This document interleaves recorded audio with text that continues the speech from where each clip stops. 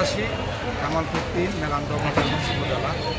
আমরা দীর্ঘদিন যাবৎ 2018 সালের পর থেকে বিপিন নূরের ডাকে সারা বাংলাদেশ ব্যাপী বিপ্লবের একটা আলোড়ন সৃষ্টি করেছি। তারুণ্য নির্ভর এক বাংলাদেশ গড়ার লক্ষ্য নিয়ে কাজ করে যাচ্ছি।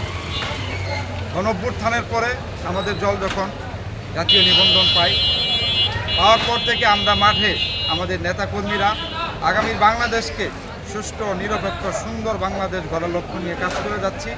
বাংলাদেশ দীর্ঘ 54 বছর স্বাধীনতার পরেও আমরা দেখতে পারতেছি বাংলাদেশ পরিপূর্ণ একটি রাষ্ট্র হতে পারে না।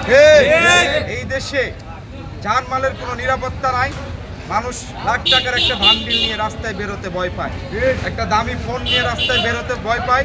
ছিনতাইকারীদের চাপাতির ছুরি বা পিস্তলের আঘাতের কারণে মানুষকে বারবার বিপর্যিত হতে হচ্ছে। আমরা বিভিন্ন জায়গায় দেখতেছি অনেক দলের মনোনয়ন না পাওয়ার প্রেক্ষিতেও গুলি করে তাকে হত্যা করা হচ্ছে। আমরা কিছুদিন আগেও দেখলাম মিরপুরে এক যুবদলের এক নেতাকে প্রকাশ্যে দিবালুকে গুলি করে হত্যা করা হলো। তাহলে দেশের একজন রাজনৈতিক ব্যক্তির যখন জানমালের নিরাপত্তা দেওয়ার মতো সক্ষমতা এদেশের রাষ্ট্রের ক্ষমতার লোকদের নাই, তখন সাধারণ জনগণকে এদেশের রাষ্ট্র ক্ষমতার লোকজন কিভাবে দায়িত্ব নেবে বা তাদেরকে কিভাবে সেবা দিবে?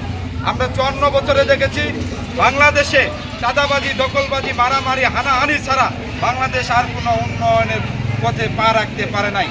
আমরা অনেক রাজনৈতিক দলকে দেখেছি যারা 5 বছর ক্ষমতায় ছিল কিন্তু বিশ্বের দরবারে দুর্নীতিতে 3 বার চ্যাম্পিয়ন হয়েছে।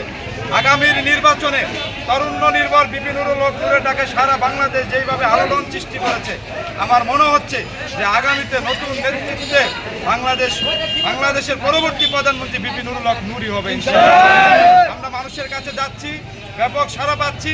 মানুষের হৃদয়ে নতুন নেতৃত্বের আকাঙ্ক্ষা সৃষ্টি হয়েছে।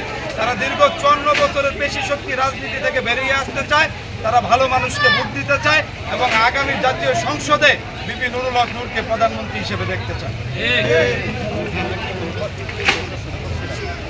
ইনশাআল্লাহ সবাই কয় ডাক মার্কায় হবে জয়। ইনশাআল্লাহ সবাই কয় ডাক মার্কায় হবে জয়। রুবেল ভাইয়ের সালাম নিন, ডাক মার্কায় ভোট দিন।